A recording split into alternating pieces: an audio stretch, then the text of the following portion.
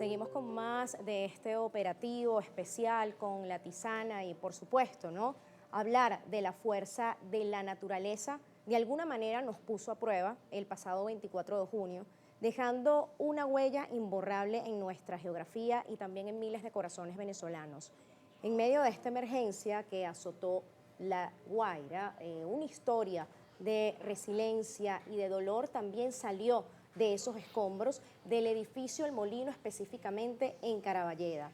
Así que tras este desplome de la residencia, Luis Miguel Sardiña no solo enfrentó lo que fue la pérdida de su hogar, sino una carrera contrarreloj marcada por la angustia entre lo que es el caos y la falta de maquinaria pesada para tener esa ayuda. Luis Miguel, él mantuvo esa esperanza intacta, logrando rescatar después de 36 horas con vida, gracias a Dios, a su hermano Víctor Sardiña, con la ayuda también de Protección Civil de Mérida y pues las personas que estaban allí. Sin embargo, el destino también les arrebató a sus dos cuñadas, a su sobrina y entrañables amigos en este mismo suceso. Así que hoy, por supuesto, con mucha valentía de quien busca transformar el duelo en memoria, Luis Miguel Sardiña nos acompaña en el estudio para compartir esa historia de lucha, esa historia de supervivencia y el llamado urgente que sigue vigente para las familias afectadas. Gracias, Luis, por estar aquí. Lo valoro mucho. Sé que es muy difícil pues conversar tal vez en estos momentos, pero te lo agradezco porque sé que muchas personas se van a sentir identificadas con tu historia. Sin duda, gracias a ustedes por la oportunidad de compartir nuestro testimonio. Como familia es parte de lo que entendemos en nuestra voluntad, lo que queremos hacer. ¿Sabes? Compartir, buscar la manera de sanar y nos han recomendado que esta es una manera de Sí. hacerlo. Dar nuestros testimonios, dar fe de cómo fue la situación. Mira, desde el primer momento que se vivió el terremoto, nosotros somos una familia muy unida, vivíamos todos en el mismo edificio.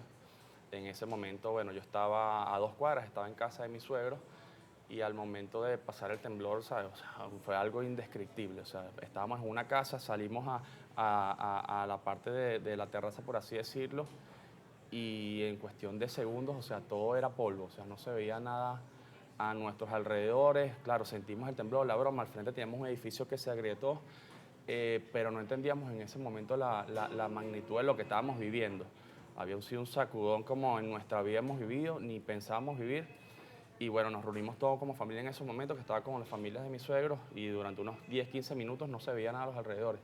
Salimos a la parte de atrás de la casa, que está en los lados de Caribe, los campos de golf, y bueno, pues, reunidos, abrazados, entendiendo qué era lo que pasaba, pasado unos 10, 15 minutos se empieza a ya segregar un poco lo que es el polvo, y es donde empiezan las impresiones que tú dices, cuando se empieza a abrir un poco el cielo. Ay, ese edificio que está allá, Dios mío, se cayó. Y ves para allá hay otro edificio. Y ves, y Y alrededor, o eran sea, todos. todos, o sea, de 15 edificios que podíamos tener a nuestro alrededor, se mantenían en pie unos 2, 3 En edificios. el que estabas con tus suegros, ese también cayó por Nosotros completo. estábamos en una casa. Ok, estaban en una Sí, casa, ok. la casa afectó la estructura, se partieron vidrios, se cayeron todas las cosas internamente, Pero les dio tiempo de pero salir. nos dio tiempo de salir al campo de golf y ver lo que estaba alrededor. En ese momento vivo a 2 cuadras en ese momento estaba a 2 cuadras de donde vivíamos mi familia y yo. Me monto en una terraza de un vecino, subo a un primer piso que también era una casa y me fijo a ver dónde estaba la calle de todos nuestros edificios y no veo ningún edificio en pie. Y ahí es donde empieza realmente la angustia de decir, Dios mío, ¿qué está pasando? O sea, mi familia, mi broma, yo entendía que estaban todos, mis hermanos, tenía una reunión en su casa con unos amigos, con mis cuñadas y nada, ahí salgo corriendo, 15, 20 minutos corriendo hasta llegar al frente del edificio y ya cuando estoy llegando, que estoy a unos 100 metros, veo el edificio en el piso, ahí me desplomé, mi suegro me acompañó, yo pensé que estaba toda mi familia ahí, incluyendo mi papá, mi mamá, mi otro hermano, porque bueno, era un día feriado, pues. Claro, un día de reunión familiar. ¿Y Correcto. dónde estaban tus padres en ese momento? Mira, mi papá y mi hermano menor estaban trabajando, tienen un supermercado que, bueno, se afectó de cierta manera, pero el edificio se mantuvo en pie en Naiguatá. Mi mamá estaba con una amiga en Caracas, que lamentablemente la amiga vivió la misma situación que nosotros, llegó a La Guaira y su edificio devastado en el piso, perdió a su esposo y a sus 2 hijos. El caso de ella es muy fuerte también porque uno de los hijos que perdió estaba literalmente a 1 metro de ser rescatado y no pudo ser rescatado durante las primeras 24 horas que resistió porque no había ni equipos ni maquinarias. Nosotros lamentablemente no pudimos brindarle la ayuda porque también estábamos en labores de rescate en nuestra Claro. residencia, pero son parte de los testimonios que hemos vivido con gente muy allegada. Justamente quiero hablar de ese. Hubo un video que se hizo viral donde tú pedías ayuda, de hecho sales con una franela roja, se ven las placas, ¿no? Sí. que cayeron, los pisos del edificio, donde pides una grúa telescópica, donde pides ayuda y también hiciste mención en algún momento a que pudiste hablar con tu hermano Sí. durante 1 hora aproximadamente. Eso fue lo que te mantuvo en pie para luchar esas 36 horas. ¿Cómo fue ese primer contacto cuando cayó la llamada, sabiendo que las telecomunicaciones, bueno, estaban Horrible, sí. complicadas? Mira, yo cuando llego a la residencia, que veo la catástrofe que había, yo en mi mente, en mi corazón pensaba, mira, si hay una persona que puede tener la inteligencia emocional de resistir esto y física también, es mi hermano Víctor, junto con su bebé, su esposa y todos los que estaban en el apartamento, porque Víctor es una persona, mira, muy inteligente, muy milimétrica, o sea, de verdad que en el momento pensé eso y eso fue lo que me dio esperanza. Yo llegué a la residencia aproximadamente a las 6:20, 6:30, o sea, ya habían pasado unos 20, 30 minutos y nada, lo primero que hago es buscar señales de vida, montarme entre los escombros, llegar a los pisos donde más o menos ellos estaban. En ese momento logramos dar con un vecino que estaba con vida y solo desde las 6:30 que empezamos la búsqueda hasta las 2:30 de la mañana fue que logramos hacer contacto con Víctor milagrosamente. Claro, Eh, no sabes ni cómo cayó esa llamada. no, o sea, entre gritos, siempre decíamos los gritos Víctor, Bárbara, Dayerlin, Mario, que eran las personas que estaban en el apartamento.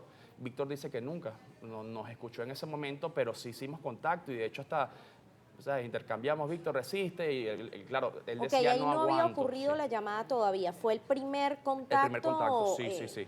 de Un vida contacto, realmente. contacto de vida muy lejano, no sabíamos en qué parte estaba porque el edificio prácticamente se movió todo y no sabíamos qué piso estaba en qué lugar. Pero bueno, él en su angustia decía, él meditó mucho y él lo que hacía era pegar gritos constantemente Claro. y decir, bueno, que estaba vivo, que quedaba poco tiempo, Víctor, o sea, Claro, gritaba la cosas como para desesperación. saber qué era él, pero él dice que en las primeras horas nunca nos escuchó.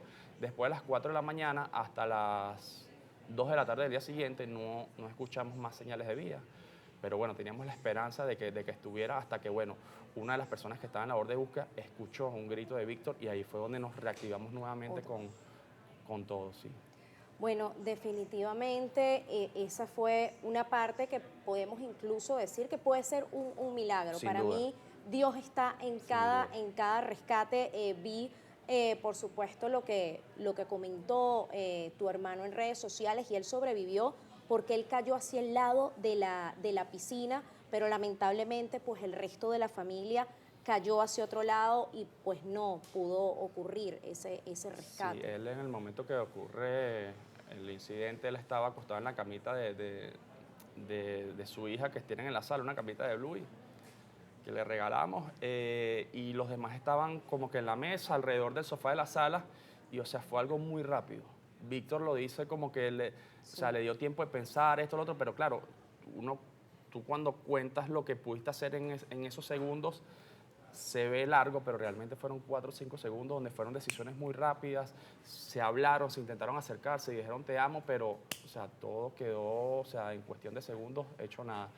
Él no llegó a acercarse a ellos, el terremoto lo habrá sacudido hacia un espacio donde milagrosamente quedó alrededor de objetos blandos que no permitieron que haya tenido un daño fatal en este Sí, sentido. él describía que él había quedado como envuelto por una malla que Sí, se coloca para evitar que los niños pues sí, salgan por la sí, de ventana o seguridad. ocurra un accidente y y entre objetos blandos, o sea, se hizo realmente una cápsula.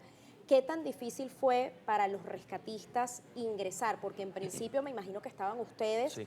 vecinos o quienes pudieron ayudar, pero luego, ¿en qué momento llegó esa ayuda? Aunque no llegó maquinaria pesada, ¿en qué Sí. momento llegaron los rescatistas de Mérida? Tengo entendido. Mira, en el momento que yo decidí hacer el video era porque, ¿sabes? No hallaba otra manera de pedir auxilio porque, bueno, uno estaba intentando contactar a autoridades, solicitando ayuda y de verdad que lamentablemente no llegaba a nada, entendiendo que es una situación que, bueno, que pasó en todo el estado. Las primeras 24 horas estuvimos solos, nosotros como familia, amigos, vecinos. El primer contacto lo hacemos nosotros como civiles sin los conocimientos necesarios, más o menos entendimos por dónde llegar y bueno, humanamente, con pala, pico, intentamos sacar los escombros para hacer un túnel por donde estaba Víctor, hasta llegar a un punto que ya había una viga atravesada que ya no podíamos manualmente ingresar. Eso fue durante las primeras 24, 30 horas, hasta nos prestaron un retromartillo que logramos usar para intentar ingresar y después en las últimas 6 horas fue donde llegó el equipo de rescate de Mérida, que llegó tras unos 30 minutos después de que hubo la falsa alerta de tsunami, que eso fue devastador. Víctor lo dice que en ese momento él sintió que, bueno, mira, no me mató el terremoto, pero me va a matar un tsunami. Él se sintió solo en ese momento porque los grupos de rescate se fueron, mas sin embargo nosotros seguíamos allá en el eso te sitio. iba a preguntar, ¿ustedes a pesar de esa falsa alerta de tsunami se quedaron allí? Sí. ¿Te quedaste allí junto a tu hermano? Se quedó mi hermano, me quedé yo, se quedó mi papá. Hubieron muchas personas que se fueron, o sea, estamos hablando de que eran unas 100, 200 personas a los alrededores y quedamos unos 20 y decía, mira, o sea, hasta que no vea realmente la ola, yo aquí no me voy, ¿sabes? Pero claro, entre la angustia no estábamos directamente en el hueco donde estaba Víctor y él quizás no nos escuchaba, pero nunca lo abandonamos. Claro, obviamente no hay palabras que alguien les pueda decir a ustedes en estos momentos, porque ese dolor, pues de alguna manera va a continuar, pero ustedes en familia han conversado, han hablado, pues de cómo seguir, también de cómo apoyar a tu hermano, que quiero saber, pues cómo se encuentra él en este momento de ánimo. Él decía en las redes sociales que él pues va a buscar ese propósito, ¿no? Ese objetivo de por qué él quedó vivo, viéndolo pues de esa manera, ¿no? Sí, sin duda, bueno, el propósito hay que conseguirlo, entendemos parte de lo que tenemos que hacer en estos momentos, que es comunicar, es ayudar. Mira, no es por lo menos mi caso, yo no, o sea, en mi vida pensé tener un impacto como el que tuve en redes sociales y menos a raíz de una tragedia como esta. He tratado no solo de ayudar a mi familia, sino también de ayudar a otras personas. He recibido muchas denuncias, he posteado, he reposteado muchas denuncias y lo que le digo a las personas que quieren obtener ayuda es que salgan y den testimonios. Porque a veces uno publica una imagen o solicita una ayuda, pero es que si no sales tú humanamente a expresar tu dolor y tu angustia, difícilmente conectas, que fue en este caso lo que creo que lo que pasó en nuestro caso, que logramos conectar con millones de personas. Como te digo, en mi vida pensé conectar con tantas personas y directa e indirectamente recibimos mucha ayuda. O sea, a Residencias El Molino llegaba ayuda que uno ni sabía por qué llegaban. Los primeros grupos de rescate llegaron allá. Me contactaron directo de El Salvador para mandar un grupo de rescate. Llegaron muchos otros países, España, creo que República Dominicana, Suiza, Turquía, Estados Unidos. O sea, casi que en las primeras 72 horas, claro, llegaron quizás un poco tarde porque las primeras 24 horas eran cruciales y creo que si fuera habido un accionar más rápido, sin duda que se fueran salvado muchísimas más personas con vida. Pero bueno, no dejó de llegar la ayuda. Me comentabas también con el tema de las maquinarias. Nosotros recibimos grúas telescópicas, lamentablemente recibimos una que no estaba en funcionamiento. Y bueno, las labores de mover las placas, que fue cuando dimos con el resto de los cuerpos, lo hicimos con un jumbo, nos llevó un trabajo de más o menos unas 24 horas y fue una de las cosas que más nos afectó porque llegó un momento que los grupos de rescate, cuando no percibían que habían personas con vida, era como que ya se iban y ya nos dejaban a nosotros como familia, amigos y vecinos a la deriva. Queda la frustración. Queda la frustración y, o sea, esto es algo que comparto desde mi experiencia y la experiencia de muchísimas personas. Nuestros cuerpos los encontramos nosotros, familiares, amigos.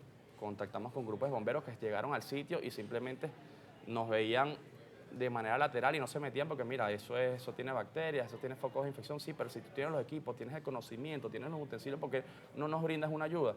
Entonces nosotros mismos dimos con ellos, levantamos nuestros cuerpos, nos pusimos en las bolsas, algo muy, muy doloroso el verlos tan cerca porque nuestra esperanza siempre fue conseguirlos con vida, pero cuando ya entendíamos que no era posible, ¿sabes? Lo que queríamos era sacarlos ahí, darle su salto sepulcro, hacerle su, ¿sabes? Bendecirlos como se debe ser para que estén en el cielo. Pues entonces en esas últimas horas cruciales estuvimos bastante solos. Mira, yo sé que es muy difícil para ti narrar esto, venir hasta acá, estar frente a una cámara, pero sé que esta historia también la comparten muchas Sí, personas en Caracas y en La Guaira que lo han vivido con los familiares que necesitaron esa ayuda que no llegó. Mi producción me comentó que nuestro compañero Domingo Porras, nuestro nutricionista, que estuvo con nosotros durante sí, 6 años en el programa, pues también era amigo de ustedes y hasta fue testigo de, de la de boda. mi Y boda. pues lamentablemente pues para nosotros y también para ustedes es una pérdida que es difícil de asimilar. Es invaluable. Mira, Domingo era mi querido hermano, o sea, nosotros tenemos una afinidad muy grande desde hace muchos años y mira, yo lo dije, o sea, Domingo era mi José Gregorio Hernández, para mí, para mi familia, o sea, nosotros para cualquier cosa, mira, me duele esto, tengo un Domingo resfriado, estaba mira, ahí. Domingo a la hora que lo llamaras, Domingo nos daba una recomendación, nos mandaba citas, nos mandaba con los mejores especialistas y eso es invaluable, mira, entre todo el dolor que tenemos, y me duele decirlo, o sea, que a veces no hemos como que tenido tiempo de asimilar quienes ya no están con nosotros. Y Domingo, esa es una de esas personas, era un ser de luz indescriptible, siempre para nosotros y entiendo que para todos los que lo rodeaban, invaluable, fue un ser humano extraordinario, nos dio a este mundo mucho, mucho, mucho más de lo que cualquier ser humano creo que puede dar y eso es parte de los recuerdos que me llevo. Le mando, bueno, el sentido pésame también a todo el canal y a todas las personas allegadas a él, que estoy seguro que están devastados como podemos estar nosotros. Bueno, todos nos unimos en ese dolor. Yo siempre dije que todos teníamos algún doliente en esta gran tragedia que pues embarga a Venezuela. Yo creo que a lo mejor no hemos asimilado esas ausencias, pero sí sé que han dejado una luz, una huella importante en nuestras vidas. Y yo por mi parte prefiero recordar esas cosas buenas que tú dices, porque así como Domingo fue con tu familia, también Sí, lo fue con la mía, con mi papá, y ahí es donde tú dices, ¿qué vino a hacer esta tierra? Bueno, tal vez cumplió su misión, sí, no lo sé, uno se refugia en eso, pero definitivamente uno quiere pensar que esos seres queridos están en un lugar mejor, que son almas puras, son almas buenas, y desde donde estén nos van a estar cuidando. Gracias por estar aquí, gracias por atreverte, gracias. tener esa valentía de compartir en tus redes sociales lo que pasaba, tu frustración, la esperanza y todas esas cosas. Ruego a Dios porque tu familia pueda llevar, ¿no?, de alguna manera esto y puedan levantarse juntos y unidos. Un fuerte abrazo a tu hermano también, que considero que es una persona muy, muy valiente, Sí, que aguantó 36 horas y allí te vio. Su hermano estuvo allí, su familia estuvo allí. Muchísimas gracias, gracias. gracias, gracias, gracias. Infinitas gracias. Bueno, con esto nos vamos a una pausa, luego seguimos con más.